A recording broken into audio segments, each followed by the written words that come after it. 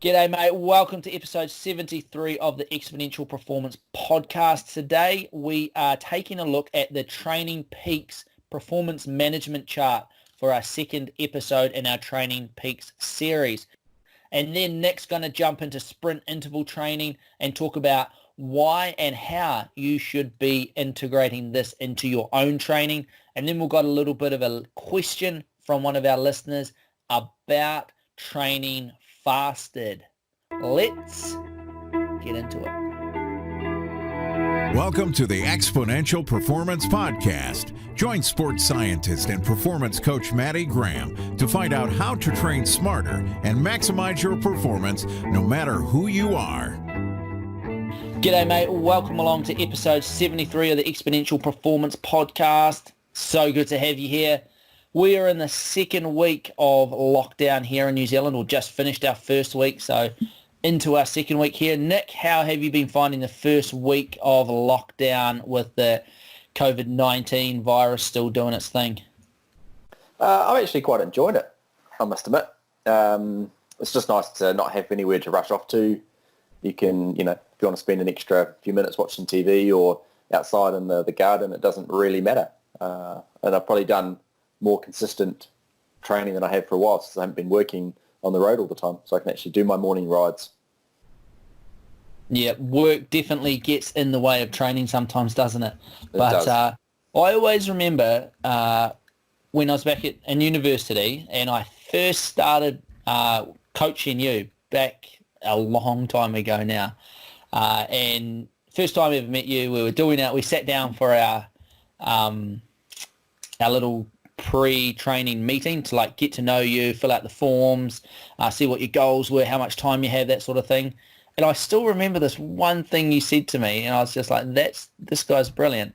He said, work pays me to have fun later. I was like, that is such a good saying. And I've held on to that wee gem, Nicholas. And Nice. It just made me think about that now. So yes, work does get in the way of training, but work also pays you to have fun later. All right? It does. So keep that in mind as well. Yes. So what have you been doing for your training while you've been in lockdown?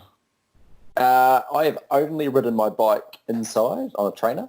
So I think I mentioned it last week. I'm fortunate enough to have a power trainer linked up to Zwift, so I can still get that kind of semi-group ride feel and do some races and get some intensity without being out on the road. Just trying to be as socially responsible as I can around that and not go too far. And done a couple of sort of strength stuff. Got a wee sort of chin-up bar I go over my office door, so I come in and out, can do some chin-ups and some push-ups and, get involved in all those 25 for 25 and C10, do 10 type of challenges that are floating around the internet at the moment. Good. Yeah. But no, haven't been outside on the bike, but I am vowing this weekend to learn how to do a wheelie properly. A few of the guys have got a bit of a challenge going who can do the longest wheelie on like a rugby field sort of thing. So I'd best awesome. get out and have a bit of a play around with that. Very cool. And you haven't found it too much of a problem being locked inside or limited training over this period? Not so far, no. No, I think because all the races have just been taken off the schedule pretty much for this foreseeable future. There's no, I've got to be doing this because of this race coming up. So, you can jump on your bike and actually I'm feeling good today. I'm going to do a hard session or I'm just going to jump on and do an easy session. And there's no real pressure to do one or the other, which is cool. And there's no pressure, you get up in the morning and I'm just going to have a coffee and read a book instead of sitting on my bike. There's no pressure to do that either. So having that pressure taken off, it's really quite nice. And you haven't found that not having any pressure has led to just these days of meandering through life with no clear direction, or do you still have that focus and direction even though you don't have that structure of work in the way? I think I go through bouts of that even when I did have races in the calendar. So I haven't found it any different in that respect. But I think I have felt almost better because without the pressure of having to do X, Y, Z, you're kind of achieving a bit more because there's no pressure to do X, Y, Z, if that makes sense. Yeah. Oh, it sure does. No, I think I've found it quite good as well. Like We've got in some really good routines now with, the Graham homeschooling curriculum for our two kids. So we've been going hard on that, and the kids are really starting to, settle into the swing of things. And what I've found is that we have to get up in the morning because the kids, 7 o'clock, boom, they're into it. And what I've been doing is a wee bit of a preemptive strike. I got to usually get up a bit earlier, do a little bit of work, and then as soon as they're up at 7, we're straight into something, sort of set the scene for the day. And we've been doing they're really big into dancing, and Les Mills has just put out their workouts online. So we're either hitting one of those or hitting a taekwondo stretching session in the morning, or doing something active straight away, because they jump out of the bed they're just fizzing, ready to go. And that's been really good, because when we before that would sort of slowly get into the day, and they'd just be going off their nuts straight away. So, and then it becomes light, right, at about 8 o'clock now, sort of, nicely light outside. So then we chuck the rollerblades on, or jump on the scooters or on the bikes and go do some laps around the neighbourhood, and then try and settle into something. And so for my training, I've just been mainly running and then doing some strength work around home as well, with limited gear like a pull-up bar, like you've said, and some kettlebells as well. So far, so good. Nice. Sounds a bit like a Graham boot camp with the kids. Oh, mate, they put me under the pump every day, just like in boot camp. I tell you what. Good. All right. What we're going to jump in today is the second in our Training Peak series. We started this series back in episode 71, and I just wanted to carry on with that now, because we did miss it in episode 72. But what we're going to be talking about today is the performance management chart. The performance management chart is kind of hard to describe in words. So if you're wanting to see a graphical representation of this, head over to the YouTube channel, and what I'll do is I'll put up a diagram of the performance management chart over there, so you can actually see things as I'm talking about them. That might be a bit easier as we go. But the performance management chart is essentially a tool on Training Peaks that takes all of those numbers, all of that data that you collect on your heart rate monitor or your power meter, and sort of does a little bit of behind the scenes magic to make that data useful in terms of quantifying training load, for one, and then you can use it as also for planning and predicting training load in the future. So why is this important? Well, as we talked about in the first part of the series, there's a lot of people, the extent of their training device, this multiple $100 device that they have, is they push start, they go out, do their session, they come home, they push stop, and then they upload it to Strava and see how many KOMs they got, or personal bests. That's their sort of extent that all of that data goes to informing their training. But what the performance management chart does is it takes all of those and uses it, essentially. So what it does is it gives us some different values. The first value that it gives us is what's called a training stress score. And this is the little red dots on the performance management chart. And the training stress score is essentially how hard the session was, how much training stress it put on the body. And it does this by calculating a little calculation that it does between how long the session was, so the duration, and how hard the session was in terms of intensity based on either heart rate or power, or if you've got your pace zones set up in your running, it does it also on running pace. So all of these little dots, are little red dots that you see on the performance management chart, are essentially how hard that training session was. So a really long session is going to have a higher value than a shorter session. Alternatively, a harder session is going to have a higher value than an easier session. And then any combination of long and hard are going to have varying degrees of hardness or training stress. So what your performance management chart then does is it takes all of those training stress scores over the past week, past 7 days, and it gives you what's called the acute training load. The acute training load.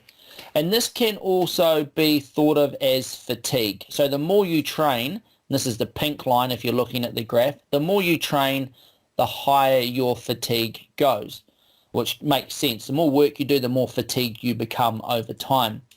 Now, all of the little red dots sort of don't necessarily just get added up for this acute training load. It becomes what's called a weighted average of the last 7 days, meaning that the training that you've done over the last few days have more an effect on that acute training load than the ones that you did, 6 days ago, which makes sense, right? The training that you did 3 days ago or yesterday makes you more tired than the training that you did 5 days ago. So the pink line there is your fatigue. As you train more, in terms of more little red dots, the higher this acute training load is going to go. Now, in terms of the blue line that you can see on the Training Peaks performance management chart, this here is called our chronic training load, meaning training load over an extended period of time. Now, it can also be thought of as fitness. And essentially what this is it's an exponentially weighted average of the last 42 days of training. All right, so the last 42 days of training. And again, the training that you've done closer to the time that you've done it is going to have more of an effect on this.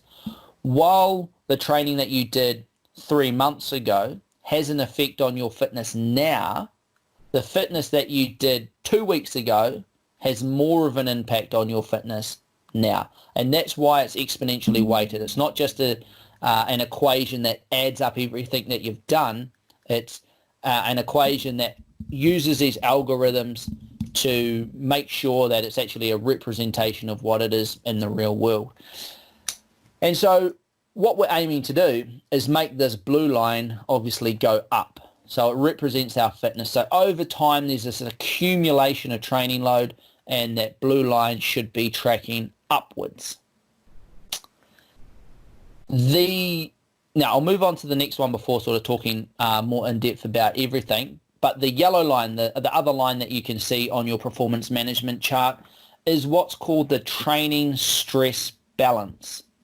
And the other way that you could think of this is that training stress balance is like your form or how ready to go you are.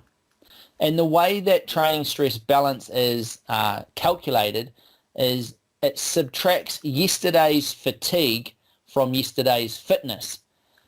So what it is about how fresh you are. And if you can imagine on race day, we want to be standing on the race line, the race start line, with our blue line or our fitness as high as possible, and our yellow line or our form or our freshness as high as possible as well. So this would be, for an example, if you went out and did a really hard training session the day before a race, you would be standing on the line potentially really fit because your blue line might be higher than it was the day before, but you would be fatigued. So you're not able to access the fitness that you've just developed. So what the performance management chart allows us to do is start to build a little bit of a story or a bit of a picture around you and how you respond to training. Now, the numbers that are on the performance management chart are arbitrary numbers, and there's not a certain number that somebody needs to get to have a certain performance, but it becomes more about tracking it for you. So see how much chronic training load that you take to perform really well, or to see how much acute training load you can take before you start to get run down and tired. Now, Training Peaks in the performance management chart really rewards consistency, and not just because that's decided what they're going to reward, but training rewards consistency. The more consistent you are with your training, the more steady your fitness will go up. If you miss a week of training, there's going to be a decrease in your fitness in the future as that rolling calculation hits that week of missed training. And again, if you just go out and do a massive training session and then not much else, and then another massive training session and not much else, again, as those rolling averages come around and pick those up, you're going to go up and then it's going to drop away, and you're going to go up again and it's going to drop away. So consistency, as we talked about in the last episode of the podcast, is really crucial. And the training, the performance management chart is another place where that really comes in. We're going to wrap it up there, and I'll just as an introduction to the performance management chart so you can hopefully get your head around it. And in the next episode, what I want to talk about is starting to think about using your performance management chart a little bit more wisely, a little smarter, to not only predict the training that you're going to do, but to get you into the position you want to be on race day, to maximize that form and maximize that freshness. But for now, as a bit of an introduction, we'll leave it there. Nick, do you have anything to add about the performance management chart as a general overview? Only thing would be around, like you said, being cautious of getting bogged down in what the actual number is and thinking, okay, John down the road, his fitness is at 80, mine's only at 50. I must be well below him in terms of actually being fit. But it's all relative to yourself. And especially if you don't have a long sort of back history of training data in Training Peaks, then, you can make it look like your fitness line is growing quite quickly if you don't have a lot of data pre-dumping a whole bunch of data in. And coincidentally, you can also make it look like it's dropping away if you come off a big block, and then you're just doing some weekly maintenance sort of stuff. So really, like you said, knowing what it is you're looking at and why you're looking at it before you start sort of looking at it on a daily basis. Yeah, that's a really good point. And a lot of the time around this time of year, especially if athletes have had big races, let's say in January or February, then they go through a recovery block or an off season after that for a week or 2 weeks. Then what they'll do is they'll get back into training, but their fitness will keep going down because the calculations are still involving that that off season that you had. And it's really important to have those undulations in our training because we can't stay at peak fitness all of the time.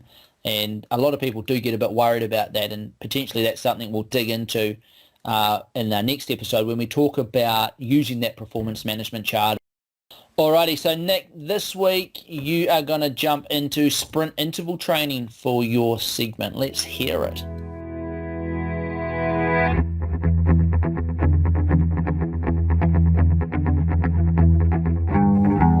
Cool. So the two questions that when you start talking around sprint or power intervals that you get back from people is, why would a marathon runner need to train using 100-meter sprints? Or why would like an Ironman athlete go and do 10-second max efforts on their bike or 25-meter max efforts in the pool? And when people are talking around power and so forth, often they get caught up in thinking around cycling, especially with FTPs or functional threshold power tests, because that's what everyone likes to talk about is, what's your FTP and, what's your heart rate and what's your max power and rah-de-rah. But from a cycling point of view, FTP is the measure that we can get. But when we look at, say, in the pool for swimming, how much power can you apply through your freestyle stroke? Or when you're in the kayak, how much power can you get through the pull stroke of your pedal? And also at running, power and these speed components can actually really help propel you further and faster for a longer period of time. So your overall race time comes down. So there's a lot of areas that we can utilize power and these sort of sprint intervals with endurance training. But I thought I'd just start by breaking it down as in what actually is power in this sort of topic. So power is essentially the rate of energy transferred in a given period of time. And if we look at the formulation for power, it's force times velocity equals power. So therefore, if we want to increase power, we can either increase the force we apply, or we can increase the speed at which we apply it, or we can increase both together. So it's easier to probably think about it on a bike because we can all conceptualize that a wee bit better. If you're sitting on a flat road, you're pushing 100 watts. Cadence is about 80. If you want to increase your wattage to 150, you can either change the gears, so you've got a greater resistance, therefore a greater force to apply to the bike to push, or you can increase the cadence up to 90, 100, or you can do both in some sort of combination to get up there. Same too when you're swimming or kayaking, you can apply more force to your pull stroke, and you can increase your stroke rate, and both of them are going to have an effect on your overall power number. When we look at running, though, we're sort of concerned around the resistance that's needed to overcome the forces that are applied to us as we're moving forward. So we've got the ground force that we're pushing off, we've got some air resistance, and we've also got the slope of whether we're running on a flat surface or a hill. So the force there is around how much it takes to push forward. And we can also obviously increase our stride rate, which is going to increase the speed, which is going to have an impact on our power as well. So because we know what power is and how the two components make up to give us power, we can manipulate each one of those two within our training to increase our power and to work on the power component of our sport. So there are many ways, especially on the bike. You can jump on a hill and put your gears up into a big chain ring and push hard. You can run up a hill. You can put pads on your hands inside the pool. And Maddie might have some better ideas around the kayaking side of things. It's not something I've delved into before, but I'm sure you can apply some resistance to your kayak stroke to help with increasing the resistance component. Yep, yeah, so we use bungees around boats, around hulls. Also, you can put tennis balls on those bungees to make more resistance. You can use bigger pedal blades. You can use longer pedal shafts. All of those things add resistance, so you've got to put more power into, more force into each stroke to go. Yeah, cool. And so all of those sort of combinations of things are looking at increasing the resistance or the force component to that equation. But coincidentally, we can jump on our bike and we can do high cadence work. We can do high cadence work while we're running and swimming and kayaking as well. So we're increasing the speed of our movement. But both of those, I guess, approaches by themselves are just focusing on one part of that equation. And focusing on one part of that equation is not a bad thing. We know we need to increase our cadence from time to time when we're kayaking or swimming. And we need to increase the force applied on the bike, say, when we're going up a hill. But to really get the sort of best bang for our buck in terms of maximising our power, we want to manipulate both of those two components together. And that's kind of where we come down to when we're looking at sort of sprint training. So a sprint interval is essentially in that kind of 2 second to 30 second effort, and it's sort of maximally applied with a decent recovery interval, sort of in that 3 to 5 minute realm. So you're really fully recovering and then going again maximally. The idea of these sessions isn't around your lactate accumulation sessions where you're looking to build up lactate by working hard, recovering in a short period of time, working hard again and building up. You really want to be able to give 100% every time you repeat an interval. So on a bike, they might look at starting from a standing start and you're in a big gear and you maximally pedal for 10 seconds. Everything you got into the pedals, push, push, push, and then you're recovering for 4 minutes with some nice easy spinning, and then you repeat that 4 or 5 times within one session. When you look at running, you might be doing 150 metre reps, or you might use 50 metres to sort of build up your speed, 75 metres of an all-out effort, and then easing back over the 25 metres, walk around maybe the rest of the track if you're on a running track, or walk back to the start, and then you're going again. So you've got these really intense periods of work with really long periods of recovery. You can also use a time for running if you don't have access to a track. So you might run all out for 20 seconds and then do, again, a 3 or 4 minute recovery component. So the time and distance within those intervals can certainly be manipulated to change the type of session. So you've got, like a 5 second max effort will be different to a 20 second max effort in terms of what you can put out. And also you can probably repeat a lot more 5 second efforts within one session than you can with a 20 second effort. So repeating 5 seconds is obviously going to be easier as long as you have that recovery. which is therefore going to enable you to push higher potential power or run faster. And then you're working on that kind of upper range, that peak power is what we'd be looking at around there. But if you're doing a 20-second interval, you're looking at how you can hold that ability, so how you can push up to a decent high power and you can hold it for a longer period of time. And each of those two are going to have trade-offs in terms of the benefits for your race. But they're all just as important, I think, especially for endurance athletes, where we're not looking for a sprint effort like a track cyclist might, or a track runner, 100-metre runner, where they just need to focus on that explosive 10-second power, so to speak. So one of the main benefits, I think, of especially those short power, you can really, you might get 10 5-second repeats within your session.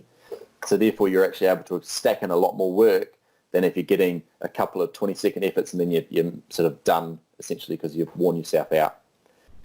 But again, for endurance athletes, I would certainly be focusing on a range of different intervals. So one week might be 5 seconds, next week's 20 seconds, back to 10 seconds. And so you're really working on that whole upper power range that we've got.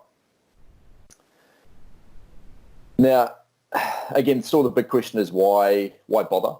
Why does someone that wants to run a marathon, which might take them 4 hours, want to go and sprint for 10 seconds once a week? Basically, I mean, the benefits extend across all endurance sport. And if we look at cyclists, by increasing your power, you're able to sprint for the finish line in a race, in a bunch. You're able to catch up with a bunch of the bunches surging on you. Going up a small rise, you can punch up that small rise a bit quicker because you've developed the power to do so. Mountain biking similar. You see a lot more punchier climbs generally in a mountain bike race, less of the bunch, but you're still potentially likely to sprint, or you're sprinting at the start of a mountain bike race on a cross-country course to get into a better position. But in both cases, if we can raise our peak power and we can raise our average peak power, therefore our FTP, or our functional threshold power, will increase. So we can increase our work capacity for a longer period of time, pushing harder for longer, essentially. When we look over to running, you're looking more around the speed. So if we can run faster, then we can apply that through our pace when we're onto a marathon or a 10K or a half marathon, whatever our distance, because we're able to, again, push harder for longer and maintain that speed. We're getting more used to running at a faster speed as well. We're teaching the body from a neuromuscular point of view to actually work faster than we have before. Also, if we look at the force component, so when we're sprinting, obviously we require a greater force to push ourselves harder.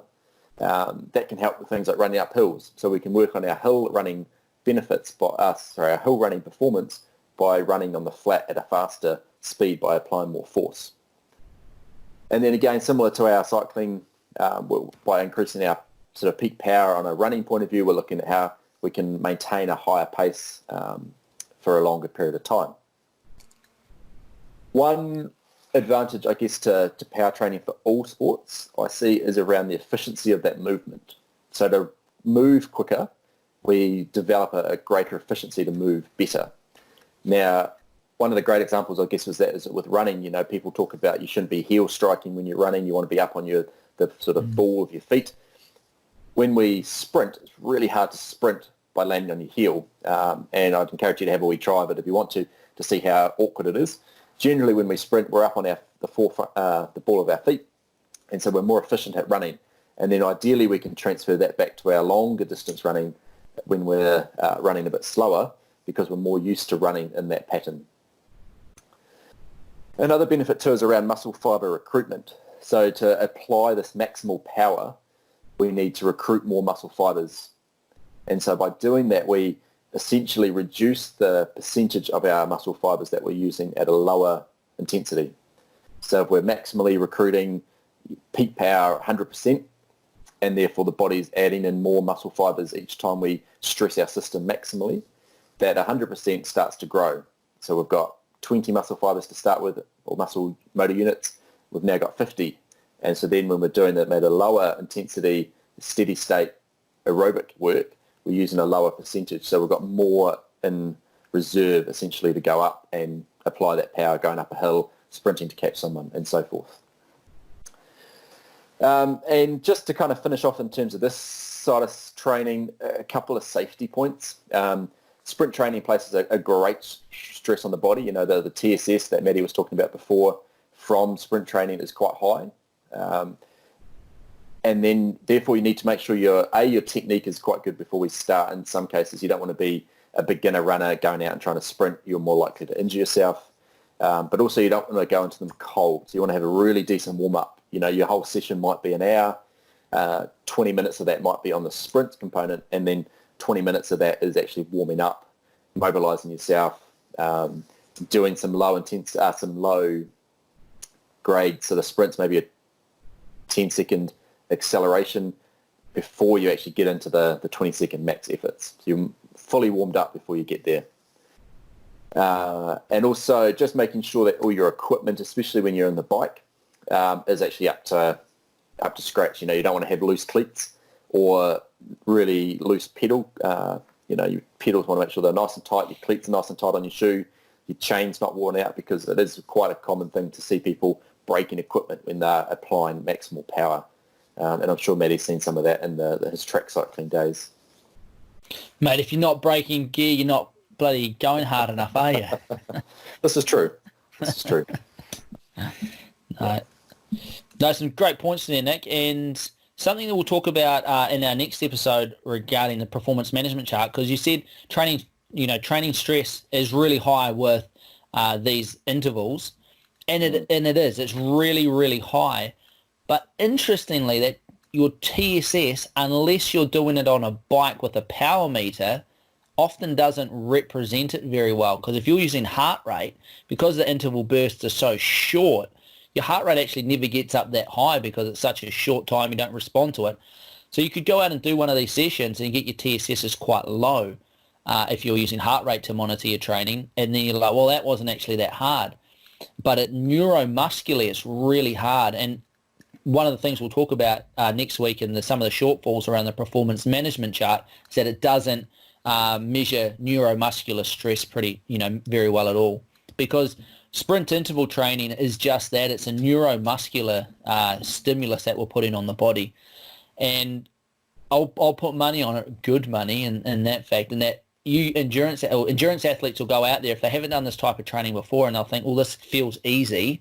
Let's ramp it up a little bit, shorten the rests up, because what endurance athletes like to feel or are used to feeling when they're working hard is that huffing and puffing and sweating, that metabolic type activity that gives those training indications. But if you're doing a sprint interval session properly, you shouldn't be feeling like that.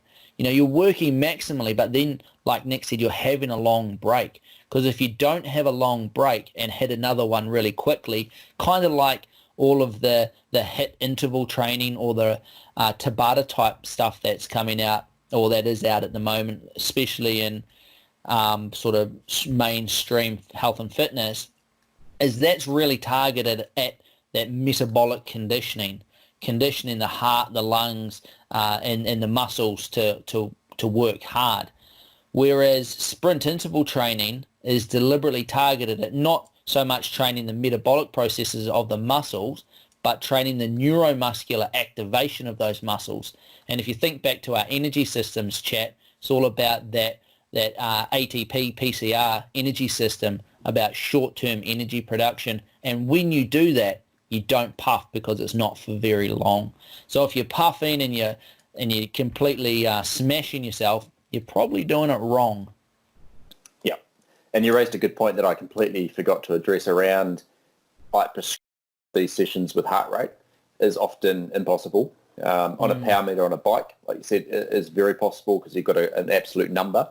But if you're doing a 10-second or a 5-second power interval running, biking, kayaking, swimming, your heart rate's not going to rise into that zone 5 region, which is where we'd normally talk about, okay, that, zone 5 plus is in our power and aerobic levels. But you won't see it on a heart rate monitor.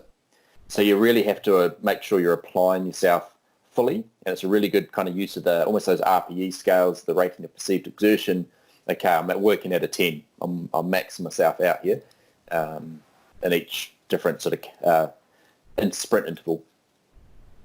Yeah, and even if you're on a bike with a power meter, because the interval's so short, you don't go off the line thinking, right, I'm going to get to this number, or I'm just about there, or I'm just about there, I'll work a little bit harder. All you're doing is just going as hard as you can, and then afterwards you see, that I got to that number, because it's almost impossible to sort of look down, focus on a number, and wind it up, so to speak. So if you're doing them properly, you're just going as hard as you can, aren't you? Yep, absolutely. And especially on the bike, just be mindful of where you are doing them too. You probably don't want to be doing them down the main street, although at the moment it's probably not such a bad issue on lockdown. There's not too many cars floating around. But just be mindful of the fact that you're less likely to be in control of your bike. You can't stop quite as quickly when you're screwed your face up, sort of screaming internally because you're pushing so hard. And where do people usually look when they're going as hard as they can? They put their head down. Ah! Yeah. So they're not even looking where they're going, are they? No. So that's where running's got the advantage. Around the track's really cool because you've got a really controlled environment. But on the bike, find a nice quiet stretch of road. A small incline can sometimes help to put in some more power. But just be mindful of cars around you moving about.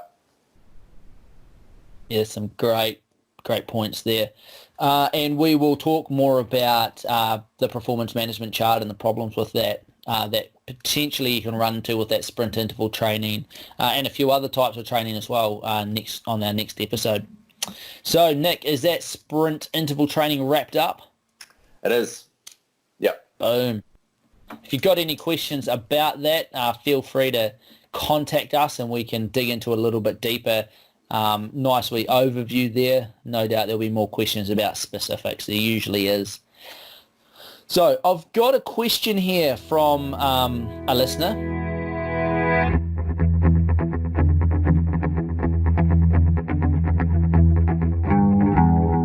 Sunny Lee sent me this question last June. So my apologies, we're just getting around to it. But here's the question. They've started running fasted in the morning and then they run up to about 20 Ks fasted, and then on their really long run each week, they take some gels and bars to teach their gut how to still process carbs. A very smart way of doing things there.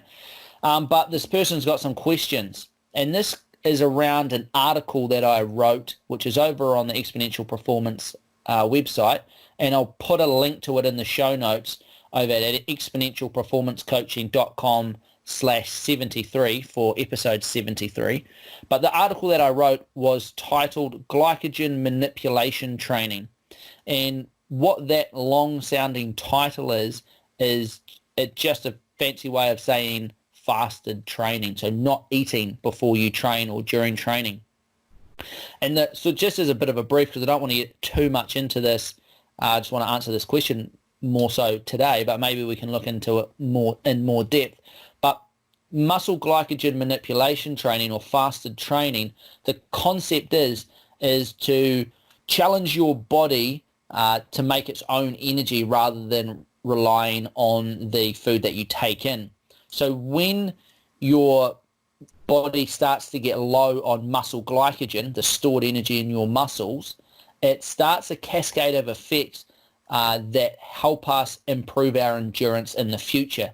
So there's a signal that helps us make more mitochondria and a signal that helps us metabolize more fat or get better at doing that. So in the future, when our body is low on energy, it is better at doing it. And it's the training adaptations that we're after. But if you go out and do a long ride or a long session and you eat, then it kind of just makes it that you have to go longer to get the adaptations that we're after. So fasted training is a way of doing that, sort of fast-tracking the process. So if you want to read more about that, check the article out over in the show notes for episode 73. But here are some questions that this person had about this. So the first question, there's 3 different questions they had. They heard some athletes say that fasted training includes fasting the night before, i.e. not having any carbohydrates the night before. And they're saying, I do have carbohydrates the night before. They say, I usually eat my dinner the night before because my wife will kill me if I don't. Smiley emoji. But they don't eat anything in the morning. is this run still considered to be fasted, or does it have any benefits at all? So there's lots of different ways of doing this fasted training or muscle glycogen manipulation training, and this is one of them. So you have your normal dinner, whatever that might be, you go to sleep, and in the morning you wake up, don't have any breakfast, and you go out and do your training session. And what you'll find in that session is that during the night when you're sleeping, your body relies on the glycogen or the stored energy in your liver for the energy to get you through sleep. Sleeping actually requires quite a bit of energy. So when you wake up in the morning and your liver glycogen is depleted, but your muscle glycogen, or that energy in your muscles, is still there because you hopefully haven't been doing too much exercising in the night. So when you go out and you go and do your training session, then you're starting with lower overall glycogen levels because your liver glycogen is depleted, and you will use your liver glycogen during exercise. So it doesn't take as long for you to deplete, get those signals that we're after to improve our endurance capacity. So that's one way of doing it. The other way of doing it, as Sonny Lee here alluded to, is not eating the night before or having low carbohydrate. And especially if you trained the day before and then you don't refuel at dinner time, then when you wake up in the morning, you're going to have depleted liver glycogen from your overnight fast. And then your muscle glycogen is going to be depleted as well because you haven't refueled it from the day before. Is it better or worse? It's just another level up.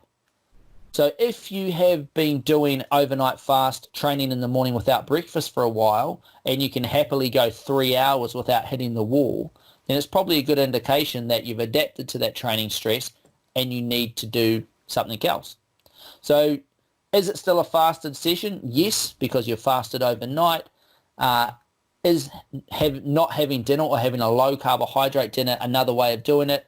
Absolutely is as well, just different, not better or worse. There are other ways of doing fasted type training as well, or glycogen manipulation training, where you train twice a day. Train in the morning, get some depletion, minimize the amount of carbohydrates you have at lunchtime, train again in the evening. Again, you've got depleted muscle glycogen levels. You're going to get those signals to increase your mitochondria and your fat oxidation as well. I'm feeling that we're probably going to need a big episode on this because I'm glossing over a lot of things, and I can hear people thinking, oh, what about this, what about that?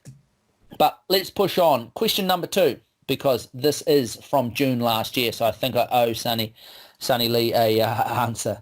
So question number 2, they also run fasted during their interval training sessions, and they've had no issue so far. And in that article that I wrote, it says that you recommend to eat on interval days.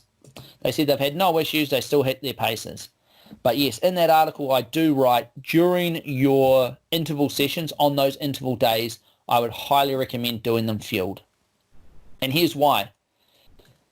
During our interval sessions, the most important thing that we're looking for is to hit certain training intensities to get the training outcome that we're after. Now, you say that you've had no issues so far, that you still hit your paces. What I'd recommend is you still fuel, because what is likely going to be happening is you're potentially, your capacity will be limited. Sure, you could get 3 or 4 intervals out at the correct intensity, and then you start to get tired and you shut the session down thinking that was a good session, but could you have done 3 more at the correct intensity as well before you did start to shut them down?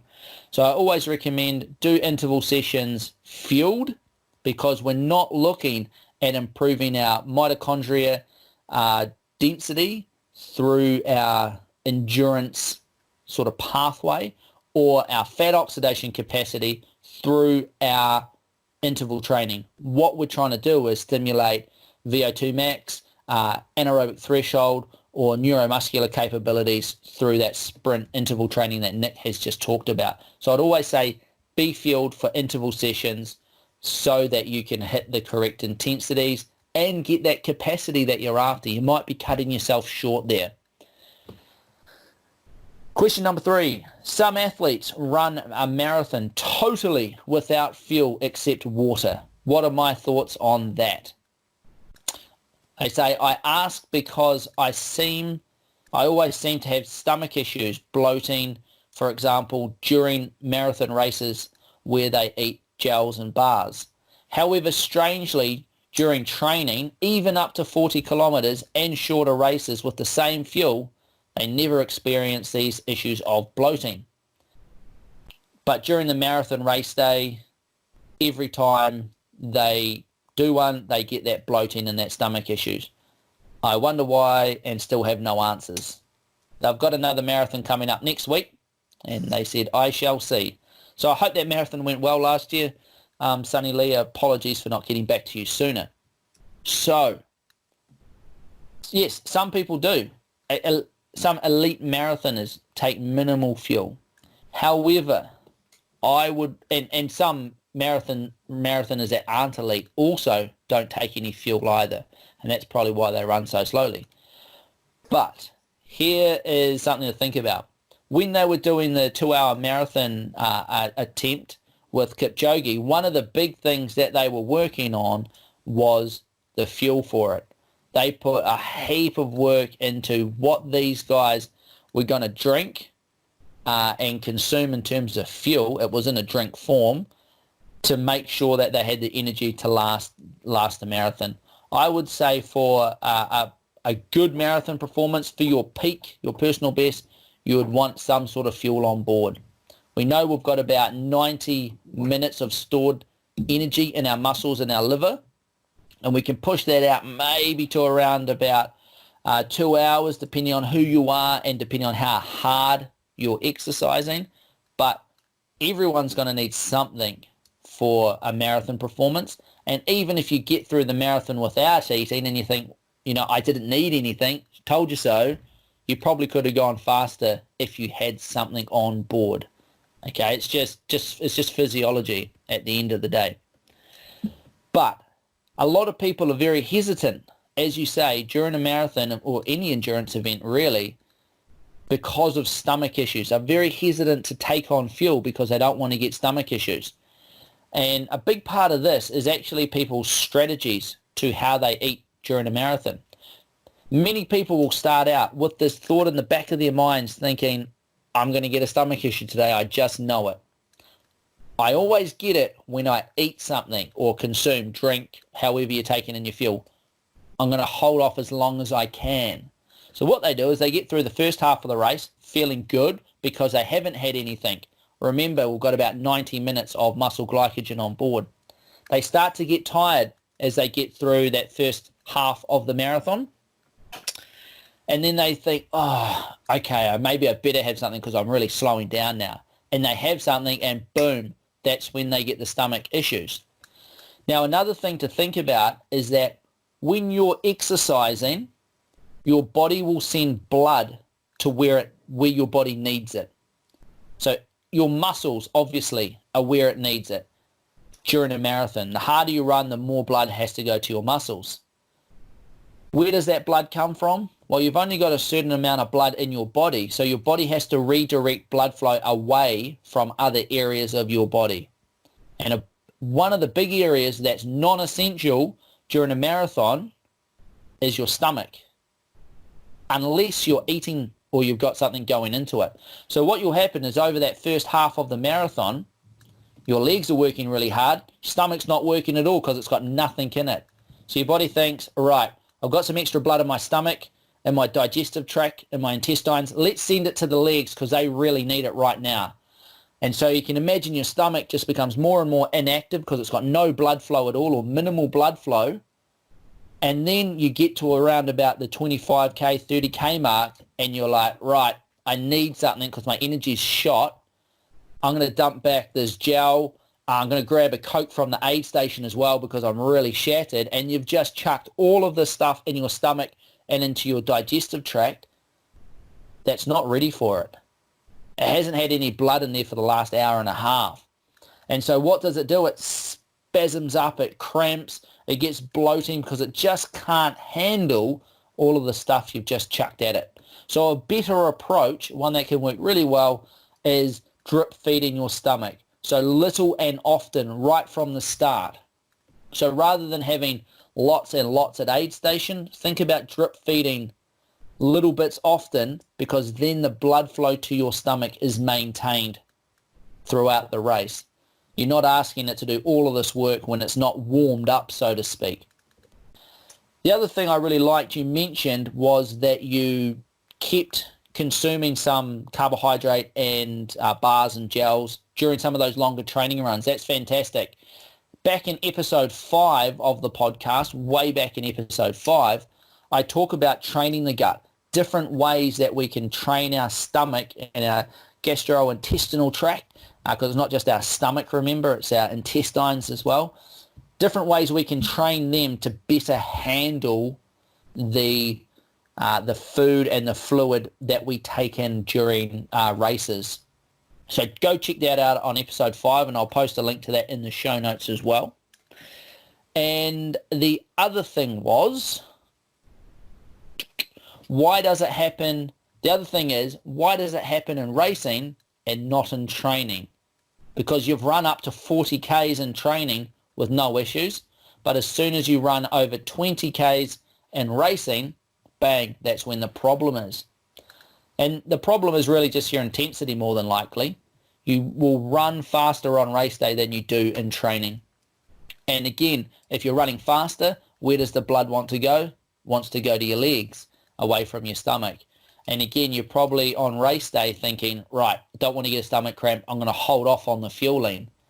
Whereas if you're running in training and you're deliberately thinking about taking on fuel to train your stomach, you're more than likely taking that fuel in from the start. And that stomach's ready for it. It's warmed up, it's ready for it. So when you get to 40 Ks and there's been no issue, you think, what's going on? I've eaten, I've had no issues. Well, you've probably been eating from the start or pretty close to the start. Running a little bit slower, more than likely, blood's going to your stomach that whole time. It's able to handle everything that you're putting into it. There is also a little bit around leakage from your gut when you're racing hard and in the heat, and that can also cause bloating and stomach issues as well. But without wanting to go too much further into it, those would be my recommendations around that. Nick, what are your thoughts for Sunny Lee regarding that? A lot. Sorry, I bombarded you with a lot. Take your time. You did. No, one thing I was just thinking about there around the race differences to training, especially if people are manipulating, meals pre-training runs. They're not having a breakfast before a training session, or they're not eating dinner the night before. And then they get to race day and they have a massive dinner the night before. They get up, I've got to have a big breakfast 3 hours before my run. I've got to have another banana. I've got to have a gel before I start. And your gut's just like, I'm not used to this amount of food generally. And now you've thrown it in, and now I'm going to go for a 40K run. So trying to keep that meal plan similar for a couple of your big training runs. So whatever you're having for sort of lunch, dinner, and breakfast, the 2 days, a couple of days before, keeping them nice and fresh. If you're traveling for that race, you see so many people, they'll travel out of town for a certain race and they go down to the pub and they have a big burger or they have pizza and they wonder why they have a sore gut the next day as well. So trying to keep the food nice and fresh, nice and healthy, lots of vegetables, some nice lean meats can really go a long way at looking after your gut during the race before you even start considering what you're putting in during the race itself. And for some reason, too, I'm not sure why road marathons have never really gravitated towards people carrying a bunch of food. I know they've got decent aid stations in most of them, but like you said, if you are reliant on an aid station, you can only eat and drink at said aid station, and you often end up taking a lot of liquid in because you think, I've got to have a couple hundred mils, I've got to have a gel, I've got to have a bar, instead of just dripping it in throughout the time. So maybe even carrying a small bum bag or a nice small vest, but some of the vests these days are really lightweight, so you can just be sipping away constantly on some water, some electrolytes, and whatever nutrition you've got can be going in at a smaller but more frequent time. can really help. Yeah, I mean those are great points, and I think the one about like the whole question was around, to start with, fasted training, right? So this person has been doing lots of their training, even their interval training, fasted. So their stomach's not really used to having stuff on board, is it, like you say? And then leading into race day, everyone knows you want to have lots of carbohydrate, top up your carbohydrate stores, not necessarily heading to the pasta party and carbo loading, but you want to have sensible amount of carbohydrate on board. And so it's more than likely they're not waking up in the morning and running the marathon fasted. They're having, it on board. And even though they mentioned that they do some, like one of their long training runs, training their stomach, it's probably likely they haven't done enough of that. So their GI tract has got used to training fasted, and then when they go back to race, that's where it is a bit of a problem. So definitely check out episode 5 where we talk about training the stomach. And I think next week, and next episode 74, we are going to go big on muscle glycogen manipulation training, or nutrient deprivation, or fasted training, or whatever we're going to call it. Lots of different names for it. And I think we'll dig into it in a big way, because there are a lot of questions out there about it. And I can imagine after this episode, there'll be a few questions as well. How we can do it well and maximize our training for our performance, not necessarily just on the training day. Thoughts on that, Nick? Should we do it? Sounds good to me. Excellent. Let's deep dive. We're going granular. We'll go granular on it. Awesome, team. We're going to wrap it up there for today. Thanks for joining us. If you have got any questions for us, feel free to send them through either via email or social media, or it would be great if you could send them in via a voice message. How much better would it have been to have Sonny Lee asking the question himself rather than just me rabbiting on and stumbling over his email? Until next week, get out there and train hard, but most importantly, train smart. We'll talk to you later. Mate, thanks for listening. If you would like to support this podcast and see it continue into the future, you can do so in a number of ways. Firstly, make sure you subscribe to this channel on whatever platform you are listening. Like and share the podcast on social media to help spread the word. If you're feeling really generous, head over and leave a review and a rating over on iTunes. This helps spread the word and develop the podcast. All of this will help the podcast continue long into the future, so we can keep bringing you the information you need to train hard, but most importantly, train smart.